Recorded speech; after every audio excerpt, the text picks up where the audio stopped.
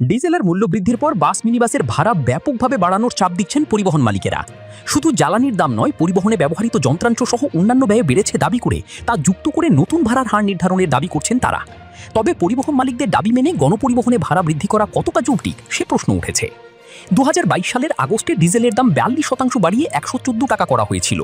তখন বাসের ভাড়া কিলোমিটার প্রতি 40 পয়সা বা 22% পর্যন্ত বৃদ্ধি করে সরকার। এরপর কয়েক দফায় ডিজেলের দাম কমানো হয়।